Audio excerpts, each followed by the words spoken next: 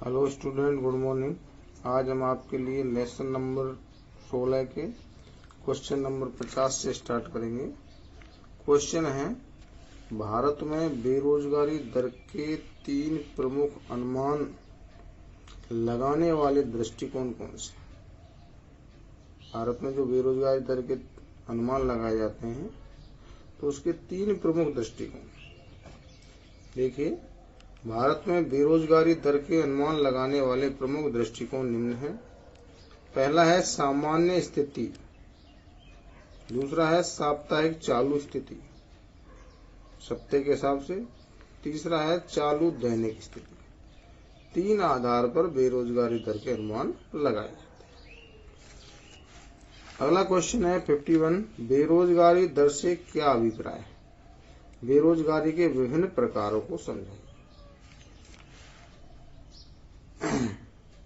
देखिए, बेरोजगारी से क्या अभिप्राय है।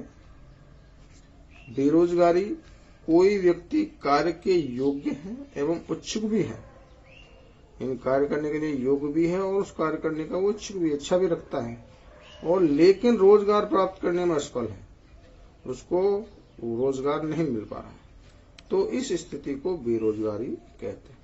यानी कोई व्यक्ति रोजगार के योग्य है, इच्छा भी रखता है, परंतु उसे रोजगार नहीं प्राप्त हो रहा है, तो वो व्यक्ति बेरोजगार कहलाता है। आगे देखिए बेरोजगारी के प्रकार। बेरोजगारी के प्रमुख प्रकार निम्न हैं। पहला है मौसमी बेरोजगार। बहुत से व्यवसाय मौसम बदलने के साथ समाप्त हो जाते हैं। मौसम के अनुसार बहुत से कार्य चलते हैं, बहुत से व्यवसाय चलते हैं। ऐसे व्यवसाय वर्ष की एक निश्चित अवधि या मौसम में ही रोजगार देते हैं। निश्चित समय के लिए या निश्चित अवधि के लिए ही वो रोजगार देते हैं। शेष अवधि में ऐसे व्यक्ति बेरोजगार रहते हैं। यह बेरोजगारी मौसमी बेरोजगारी कहलाती है। दूसरे मौसम आधारित व्यवसायों में जब मौसम प्रतिकूल होता है तो इसे लगे हुए लोगों को बेरोजगारी का सामना करना पड़ता है। इस प्रकार की बेरोजगारी को भी मौसमी बेरोजगारी कहा जाता है। कहने का अर्थ यह है कि कुछ समय के लिए रोजगार जो चलता है या वो मौसम बेरोजगार कहलाता है। ये मौसमी बेरोजगारी का एक उदाहरण है। जैसे कृषि है, उसमें कुछ समय के लिए व्यक्ति कार्य में लगा हुआ है, फिर बेरोजगार है, तो वो मौसमी बेरोजगारी है। जब तक कृषि फसल के उपजाऊपन का समय है तब तक वो उसमें कार्य कर रहा है, उसके बाद वह बेरोजगार हो जाता है। और भी बहुत सारे उदाहरण हैं। एक छोटा सा ही उदाहरण ले लें, जैसे कोई मूंगफली बेचने वाला है तो सर्दियों के लिए ही एक रोजगार है उसका, तो वो गर्मियों में नहीं कर सकता। गर्मियों में कौन सा व्यवसाय है? जूस का है। पेय पदार्थों का जो व्यवसाय है वो अधिकतर गर्मियों में चालू रहता है। संरचनात्मक बेरोजगारी दूसरा है। अर्थव्यवस्था में संरचना में परिवर्तन के साथ साथ मांग का स्वरूप भी बदलता रहता है। इस प्रकार संरचनात्मक परिवर्तनों से बेरोजगारी उत्पन्न होती है, वह संरचनात्मक बेरोजगारी कहलाती है। यानी संरचनात्मक परिवर्तन भी जिस अर्थव्यवस्था में हो जाए तो उसमें संरचनात्मक बेरोजगारी कहलाती है। तकनीकी बेरोजगारी, उत्पादन की तकनीक में सुधार तथा नवीन मशीनों के उपयोग के कारण जो बेरोजगारी उत्पन्न होती है वह तकनीकी बेरोजगारी कहलाती है। यानी कंप्यूटराइज आ गया। पहले लिखने का काम पेन से अधिक होते थे, आजकल ज्यादातर डाटा कंप्यूटर से एंट्री होती है। तो तकनीकी, जहाँ व्यक्ति 10 कार्य करते थे, आज वहाँ 2 व्यक्ति उस कार्य को कर रहे हैं। तो तकनीकी में सुधार, टेक्नोलॉजी, मशीनी युग आने से लोग बेरोजगार हो गए। चौथा है घर्षणात्मक बेरोजगारी। इसे भिन्नात्मक बेरोजगारी भी कहा जाता है। 2 रोजगार अवधियों के मध्य उत्पन्न बेरोजगारी को घर्षणात्मक बेरोजगारी कहते हैं। यह कार्य बदलने, या तो कार्य बदला, किसी ने किसी कार्य को छोड़ा तो उसे मान लो दूसरा कार्य रोजगार मिलने में 3 महीने का समय लगा, 2 महीने का लगा, तो वो घर्षणात्मक, बीच में समय लग गया। या हड़ताल के कारण या तालाबंदी, कोई कंपनी में हड़ताल हो जाती है वेतन वृद्धि या अन्य मांगों के लिए, तो उसके कारण जो बेरोजगारी होती है उसको हम घर्षण कहते हैं। यह बेरोजगारी अस्थायी प्रकृति की होती है, कुछ समय के लिए होती है।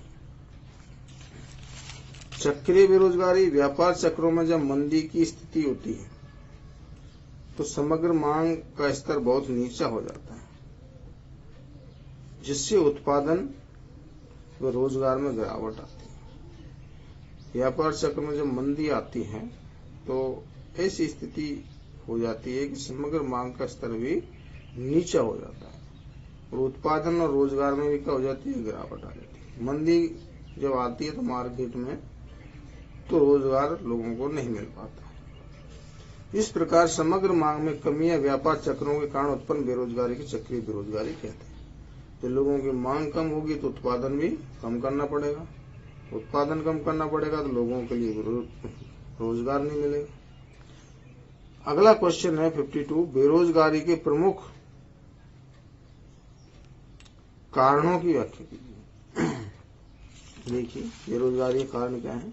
बेरोजगारी के प्रमुख कारण निम्न है।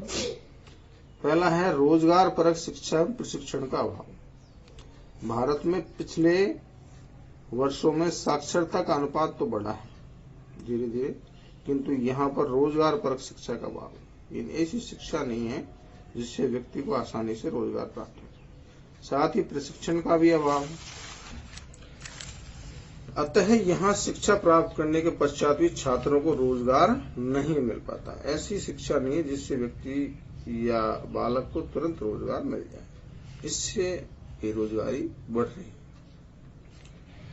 बढ़ती जनसंख्या तथा श्रम शक्ति, देश की जनसंख्या में निरंतर वृद्धि हो रही है, इससे श्रम शक्ति में भी निरंतर वृद्धि हो रही है, जबकि रोजगार के अवसर इतनी तेजी से नहीं बढ़ रहे हैं जितनी तेजी से जनसंख्या बढ़ रही है, जिससे बेरोजगारी की समस्या उत्पन्न हो रही है।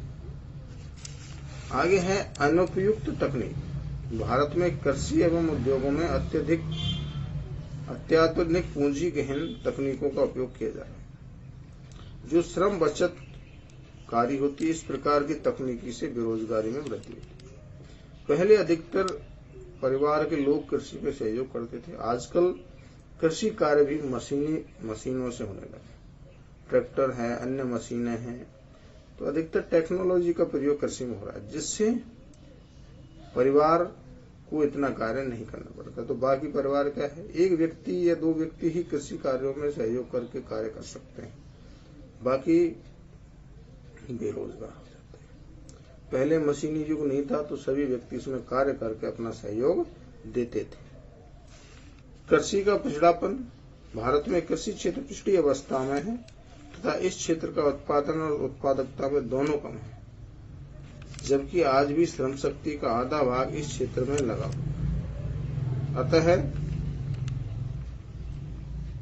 इस क्षेत्र में छिपी हुई बेरोजगारी पाई। किसमें? कृषि क्षेत्र। यानी काम करने से ना तो उत्पादन बढ़ता है और ना ही घटता है। यानी कोई खेत में कार्य कर रहे हैं व्यक्ति, उसमें 10 व्यक्ति कार्य करें तो भी उतना उत्पादन है, 5 व्यक्ति कार्य करें तो भी उतना, तो उससे उत्पादन में ना कमी हुई ना बढ़ोतरी। तो ऐसी बेरोजगारी को छिपी हुई बेरोजगारी कहते हैं। अगला है रोजगार विहीन आर्थिक विकास। भारत में विगत यानी पिछले वर्षों में तेज गति से विकास किया, किंतु इस विकास में सेवा क्षेत्र का योगदान सर्वाधिक रहा। सेवा क्षेत्र जिसको हम तृतीय क्षेत्र कहते हैं। उदाहरण में आपको बता दूं, जैसे शिक्षक है, डॉक्टर है, वकील है, बैंक कर्मचारी है, परिवहन है, ये सब सेवा क्षेत्र है। जबकि सेवा क्षेत्र में रोजगार गहन कृषि और उद्योगों की तुलना में कम होती है। जो सेवा क्षेत्र में जो रोजगार की गहनता है यानी अधिकता है, वो कृषि और उद्योगों की तुलना में क्या है, कम है। अतः तेज आर्थिक विकास के बावजूद भी रोजगार के अवसरों में पर्याप्त वृद्धि नहीं हो पाई एवं बेरोजगारी की समस्या बनी हुई है। छठा है राजनीतिक इच्छा शक्ति एवं व्यवस्थित नियोजन का अभाव। भारत सरकार ने बेरोजगारी निवारण हेतु कई कार्यक्रम चलाए, लेकिन उचित सामंजस्य के अभाव या राजनीतिक इच्छा शक्ति के अभाव में प्रशासनिक रिसावों के कारण, रिसावों का मतलब है बीच में घूसखोरी करना या उस योजना का लाभ लोगों को नहीं मिल पाना, उसके कारण कार्यक्रमों का समस्त लाभ लक्षित व्यक्तियों तक नहीं पहुंच पाता है, अतः बेरोजगारी में कमी नहीं हो पाती। तो ये कारण है बेरोजगारी के। तो अब हम आपके लिए बताएंगे भारत में बेरोजगारी को कम करने हेतु क्या उपाय अपनाए गए तथा कौन से उपाय अपनाए जा सकते हैं। देखिए विद्यार्थियों, भारत में बेरोजगारी निवारण हेतु सरकार द्वारा कई मजदूरी, रोजगार एवं स्वरोजगार कार्यक्रम चलाए गए हैं। उदाहरण के लिए देखिए, देश में रोजगार उपलब्ध कराने में मनरेगा योजना गांव में, जिसमें लोगों को एक वर्ष में कम से कम 150 दिन का रोजगार मिलता है। कार्यक्रमों और ग्रामीण क्षेत्र में गरीबी और बेरोजगारी में कमी लाने के लिए महत्वपूर्ण योगदान रहा इस मनरेगा योजना का, महात्मा गांधी नरेगा योजना। इसके अतिरिक्त सरकार द्वारा समय समय पर स्वरोजगार कार्यक्रम चलाए जा रहे हैं। इन स्वरोजगार कार्यक्रमों ने शिक्षित व कुशल लोगों की बेरोजगारी को कम किया है। सरकार प्रयास कर रही है। भारत सरकार द्वारा देश में बेरोजगारी दूर करने हेतु कौशल विकास कार्यक्रम चलाया जा रहा है। पाठ में भी पढ़ा था कौशल विकास, यानी व्यक्ति को ऐसा तकनीकी ज्ञान देना जिससे वो रोजगार प्राप्त कर सके या अपना उद्योग स्थापित कर सके, जिससे बेरोजगारी में कमी आए। आगे देखिए, देश में बेरोजगारी को दूर करने हेतु निम्न उपाय अपनाए जा सकते हैं। पहला है, सरकार द्वारा चलाए जा रहे मजदूरी एवं स्वरोजगार कार्यक्रमों में उचित समन्वय होना चाहिए, तालमेल होना चाहिए एवं रिसाव की भी न्यूनतम करने का प्रयास करना चाहिए। बीच में जो लाभ का गलत इस्तेमाल करते हैं, यानी निम्न वर्ग के लाभ को जो बीच के लोग इस्तेमाल करते हैं, उसका लाभ वो लेते हैं, तो उसको रोकना चाहिए। दूसरा है, देश में शिक्षा को रोजगार परक बनाया जाना चाहिए। शिक्षा ऐसी हो जिससे व्यक्तियों को अधिक से अधिक रोजगार मिले तथा युवाओं को प्रशिक्षण एवं कौशल विकास के माध्यम से स्वरोजगार हेतु प्रोत्साहित किया जाना चाहिए। कौशल विकास यानी लोगों के कौशल में विकास किया जाए, तकनीकी ज्ञान दिया जाए, मशीन चलाना है या मशीन के बारे में उसको कैसे ठीक किया जाता है, ऐसी कुछ टेक्नोलॉजी व्यक्तियों को सिखाई जाए जिससे वो अपना उद्योग स्थापित कर सकते हैं। देश में विकास के साथ साथ कृषि कार्य में लगे अतिरिक्त लोगों वहां से हटाकर उद्योग और सेवा क्षेत्र में लगाना चाहिए। जो लोग कृषि कार्य में लगे हुए हैं, जिनसे कोई लाभ नहीं है उत्पादन, से भी बेरोजगार है, जो इस लोगों को हटाकर उद्योग और सेवा क्षेत्र में रोजगार में लगाना चाहिए। इस हेतु उद्योग और सेवा क्षेत्र की भी वृद्धि दर तेज करनी चाहिए। तीव्र औद्योगिकरण से बेरोजगारी को कम किया जा सकता है, यानी उद्योगों को बढ़ाया जाए। औद्योगिकरण का मतलब है उद्योगों की संख्या या उद्योगों को विकास किया जाए। आगे देखिए, भारत में उचित रोजगार नीति बनाकर बेरोजगार युवाओं का कौशल नियोजन किया जाता है। यानी सरकार चाहे तो उचित रोजगार अच्छी नीति ऐसी बनाए जिससे बेरोजगारों को लाभ हो और ऐसी नीति से युवाओं को रोजगार दिया जा सकता है। आगे देखिए, बेरोजगारी दर से क्या आशय है। बेरोजगारी दर बेरोजगार व्यक्तियों की संख्या का श्रम शक्ति में शामिल लोगों की संख्या के अनुपात। कहने का अर्थ है, बेरोजगारी किसे कहते हैं वो अलग है और बेरोजगारी दर, विशेष ध्यान रखें। दर का मतलब अनुपात, प्रतिशत। बेरोजगारी दर बेरोजगार व्यक्तियों की संख्या का, जितनी संख्या है बेरोजगार व्यक्तियों की, श्रम शक्ति में शामिल लोगों की संख्या से अनुपात। कितने लोग कार्य कर रहे हैं, कितने लोग श्रम शक्ति कितने कर सकते हैं, कार्य करने के इच्छुक कितने हैं, यानी कितने व्यक्ति कार्य करने में सक्षम हैं और कितने बेरोजगार हैं, उनका जो अनुपात है वो क्या कहलाता है, बेरोजगारी दर। तो विद्यार्थियों, आज के लिए इतना ही। ये आपका लेसन नंबर 16 यही समाप्त होता है।